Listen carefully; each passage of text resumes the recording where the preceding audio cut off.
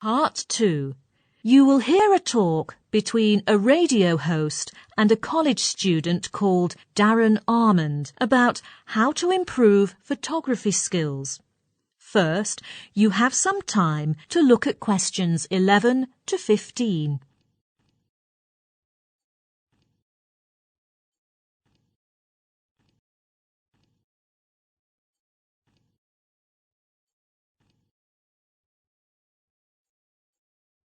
Now, listen carefully and answer questions 11 to 15. Good afternoon, our beloved listeners. Welcome to today's Capturing the Moment programme. Today, we have Darren Armand here with us.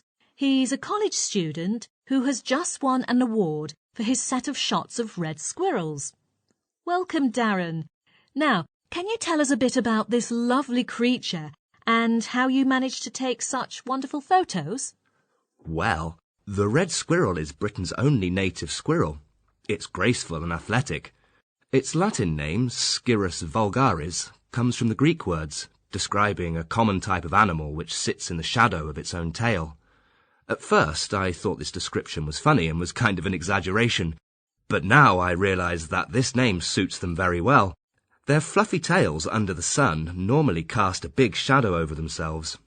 You will be lucky to see a red squirrel in the areas where they still survive, due to its timid nature and decreasing number in the wild. In the late 1800s, when grey squirrels, an exotic species, were first introduced into Britain, there were only about 20,000 red squirrels left, the majority of which lived in the north of England. The greys carry a disease called the squirrelpox virus, which could lead to the deaths of red squirrels. But their number had already declined before the disease spread there. The shrinking population actually corresponds to decreases in the number of nuts available, the red squirrel's primary food source. I accidentally left some nuts in my garden one day, and I found that they had been eaten the next morning. It could have been rats, as they have a very similar food category to red squirrels, but I knew it was red squirrels because of their different feeding habits. Rats bite a hole in the nuts, whereas red squirrels crack the nuts in half and eat the kernels. After a week or so, the red squirrels became regular visitors to my garden, making them ideal subjects for my photography project. Unfortunately, I had to shoot only in my garden, partly because I couldn't find another spot to sight red squirrels on a regular basis. Also, this could block out any outside distractions and I could focus solely on my subject. During the shooting, other animals, like birds, got caught in the frame together sometimes.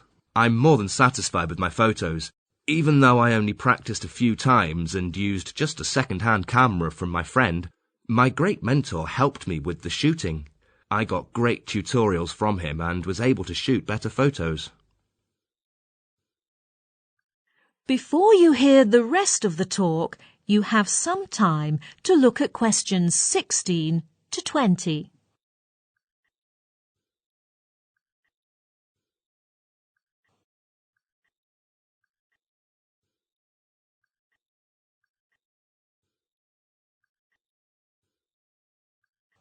Now listen and answer questions 16 to 20.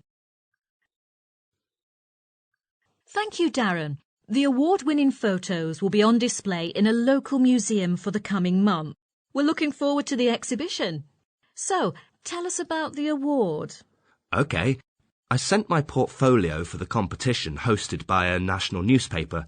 I wasn't expecting the third prize, so when they notified me of the result on the phone, I was really excited. Do you have some tips for our audience to help improve their photography skills? Of course. Here are 3 things I think photographers can work on to get a better shot. First of all, good composition is key to a lovely shot. Normally, an image's centre of interest is placed at one of the intersections that trisect the whole picture.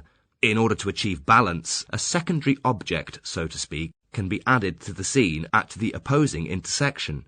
So, for instance, in one of my shots, a red squirrel at the top left is staring at a nut at the lower right corner. This is called the rule of thirds. Lighting is another essential element if you want to be rewarded with a superb photo. The direction of the light falling on your subject is most important of all. You need to look at your subject carefully and watch how the shadows fall. If you're able to choose the time of day to shoot your pictures, lighting is most ideal in the late afternoon. Try to position yourself so that the sun hits your subject from the side. This helps create a 3D effect in the picture. To further improve on your photography skills, it is advised to take detailed notes of timing, position, weather, etc. By doing so, it's easier to review and adjust accordingly, and there is always room for improvement.